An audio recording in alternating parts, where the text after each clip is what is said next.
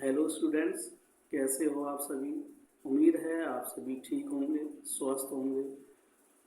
आज मैं आपके सामने 8वीं क्लास के पहले chapter the wit that won hearts की समरी लेकर आया हूँ और आपको बताया जाएगा कि the wit that won hearts chapter कहाँ से लिया गया है। तो देखते हैं। आप इमेज में देख रहे होंगे कि एक विद्वान लड़का राजा की तरफ किस तरह से इशारे करते हुए अपनी विनम्रता और अपनी बुद्धि का परिचय दे रहा है। तो कहानी की शुरुआत करने से पहले आपको बताता हूँ कि यह कहानी दक्षिण भारत की विजयनगर साम्राज्य के राजा कृष्णदेव राय के दरबार के बारे में बताती है। राजा कृष्णदेव राय और उनके चतुर, बुद्धिमान और विनम्र दरबारी कवि तेनालीराम के बीच की वार्तालाप का वर्णन करती है और यह कहानी बताती है कि तेनालीराम ने किस तरह से राजा और रानी के बीच में उत्पन्न हुए मतभेद को बड़ी आसानी से समाप्त कर दिया। तो देखते हैं इस कहानी की summary.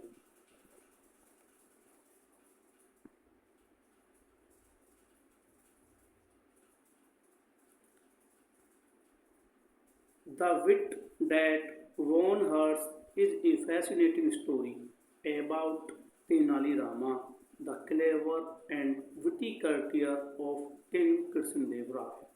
The Wit That Won Hearts एक रोचक कहानी है तेनालीराम की, जो कृष्णदेव राय के दरबार में बहुत ही बुद्धिमान मंत्री थे, दरबारी कवि थे।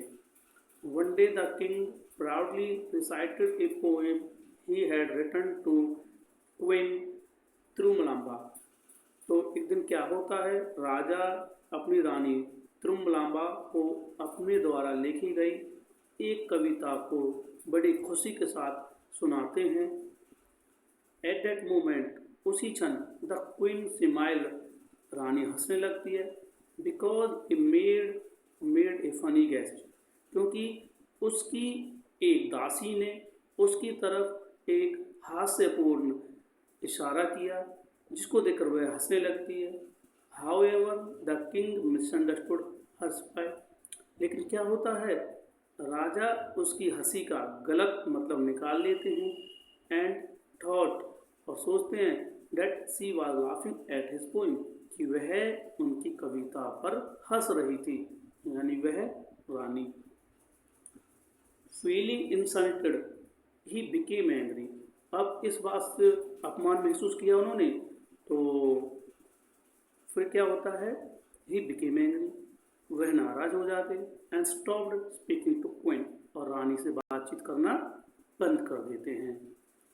The queen was deeply hurt, अब रानी को बहुत ज़्यादा दुख हुआ। Because she had never intended to insult the king, क्योंकि उसका कभी भी कोई इरादा नहीं था राजा को नाराज करने का। She tried to explain the truth, वह सच्चाई बताने की कोशिश भी करती है। But the king refuse to listen, परंतु राजा उसकी बात सुनने से इनकार कर देते हैं, इग्नोर कर देते हैं उसे। Finally she shot the help of Tenali Rama, अंत में रानी का ध्यान अपने दरबारी कवि तेनालीरामा की तरफ जाता है और वह उनकी मदद मांगती है। Using his intelligence and sense of humour, Tenali Rama made the king realize that he had misunderstood the situation. अब क्या होता है, जो तेनालीराम होते हैं वह अपनी बुद्धि और हास्य का उपयोग करते हुए राजा को समझाते हैं कि उन्होंने बिना पूरी सच्चाई जाने रानी को गलत समझा, रानी को गलत समझ लिया उन्होंने। And judged the queen without knowing the real reason behind her smile, और क्या हुआ, सच्चाई जानी नहीं और उन पर आरोप भी लगा दिया। The king understood his mistake and felt ashamed of his behaviour, राजा को क्या हुआ, अपनी गलती का एहसास होता है। Felt ashamed of his behaviour, और वह अपने व्यवहार पर, जो व्यवहार उन्होंने रानी के साथ किया, शर्मिंदा होते हैं उस पर। ही एपोलाइज्ड टू क्वीन त्रुमलामा, अब रानी से माफ़ी भी मांगते हैं। And she happily forgave him, और वह बड़ी आसानी से उन्हें माफ़ कर देती है। फिर क्या होता है, peace and happiness return to the royal palace, शांति और खुशी प्रसन्नता दोबारा से दरबार में आ जाती है।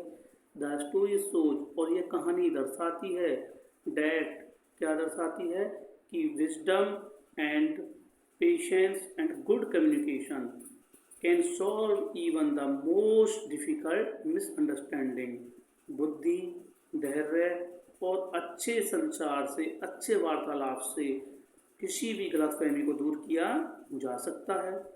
It also teaches us that we should never make decision in anger, और यह हमें बताती है कि हमें कभी भी गुस्से में कोई निर्णय नहीं लेना चाहिए।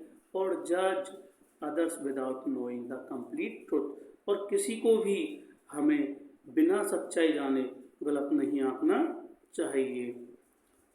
उम्मीद है ये चैप्टर आपको समझ में आ गया होगा। और यह चैप्टर हमें मोरल देता है, क्या मोरल देता है, कि हमें जल्दबाजी में कोई निर्णय नहीं लेना चाहिए, गुस्से में किसी भी बात को, किसी दूसरे इंसान को गलत जज नहीं करना चाहिए। तो आप सभी इसको, चैप्टर को आराम से देखेंगे और समझी को समझेंगे। Thanks for watching this